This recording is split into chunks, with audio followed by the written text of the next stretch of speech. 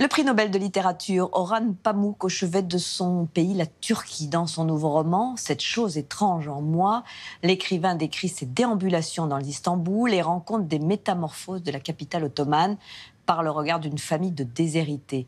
Une épopée romanesque et biblique, Sabrine Kasbaoui a pu rencontrer l'auteur, dont la voix libre compte dans le régime autoritaire d'Erdogan. C'est un géant de l'écriture, Orhan Pamuk, prix Nobel de littérature en 2006, à seulement 54 ans. En une dizaine de romans, il a fait de sa ville natale, Istanbul, son plus bel objet romanesque. Un CV impressionnant, alors forcément au début, on était un peu nerveux. Je vais vous prendre en photo. Ça va vous détendre un peu. Nous l'avons rencontré à l'occasion de la réédition de son livre Istanbul, Souvenir d'une ville, de la sortie d'un recueil d'essais sur son œuvre, mais surtout de la publication française de son dernier roman, Cette chose étrange en moi, une fresque de 700 pages sur la Turquie contemporaine.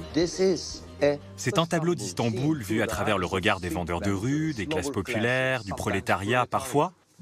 Mais mon personnage n'est pas un instrument politique, c'est un être humain. Et son personnage, c'est Mevlut, un vendeur ambulant de yaourt et de boza, une boisson traditionnelle légèrement alcoolisée. L'histoire de Mevlut est essentiellement une histoire d'amour, mais aussi l'histoire d'une immigration à Istanbul, de comment y fonder une famille et y passer une vie. Mais le roman n'est pas centré seulement sur Mevlut, mais aussi sur ses cousins, ses amis. Un de ses amis est marxiste, ses cousins sont conservateurs. Il assiste aux conversations du cheikh religieux. C'est vraiment une vue panoramique d'Istanbul entre 1970 et 2010. Une vue panoramique de sa ville qu'il a vu changer sous le gouvernement autoritaire d'Erdogan. Le gouvernement d'Erdogan se radicalise, donc ils sont en train de rogner la démocratie turque. Ils conservent seulement les mosquées à Istanbul, alors que nous avons une multitude de bâtiments de la période ottomane, des bâtiments républicains, et je suis triste de voir que la belle Istanbul de mon enfance est détruite. Une nation n'est pas seulement fondée sur la religion, une nation est uniquement fondée sur son histoire, et c'est aussi l'argument que je développe dans mon roman. Nous avons donc saisi l'occasion de cette rencontre pour prendre une leçon d'écriture avec l'un des grands maîtres de la littérature contemporaine, qui est aussi professeur à l'université américaine Columbia. Laissez-moi juste prendre un peu de café. Dickens a été une inspiration dans le sens où il a mis en scène des personnages pauvres, dans des situations économiques horribles, mais dans ces situations, quand le niveau de l'écrivain et du lecteur est au-dessus de celui du personnage, il y a une tendance au mélodrame. J'ai donc essayé d'équilibrer ça et de contrebalancer avec l'humour.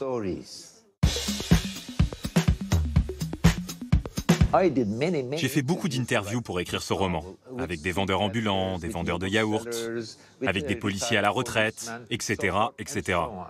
Et pendant que j'écrivais le roman, je les relisais. Et quelque chose manquait dans mon roman, écrit à la troisième personne du singulier. Je voulais les entendre parler. J'ai fait ci, j'ai fait ça, j'ai acheté ci, j'ai vendu ça.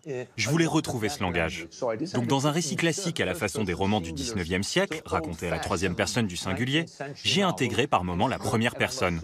Ça a marché, et j'ai été surpris que personne ne l'ait fait avant.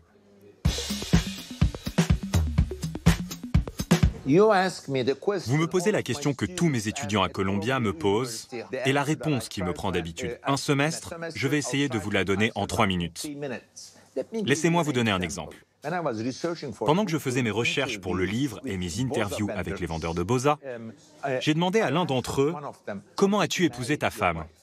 Et tout à coup, il m'a répondu « Je me suis enfui avec elle ». Il était très fier. C'est une chose politique de dire qu'il a refusé les femmes que sa famille a voulues pour lui. Il a refusé les traditions. Donc le personnage vient de la réalité. On invente un personnage qui fait ce que peut faire quelqu'un de réel. Mais les personnages ne sont pas parachutés directement de la réalité dans le roman. Vous devez les sculpter, et les sculpter, encore et encore. Beaucoup d'écrivains ont des tas de rituels, et ils sont importants. L'un d'entre eux que j'ai appris d'Ernest Hemingway est le suivant. Quand tu trouves une bonne phrase à la fin de la journée, ne l'écris pas. Écris-la le lendemain, tôt le matin. Et comme ça, tu peux continuer. Très bon conseil. Bien, je suis content.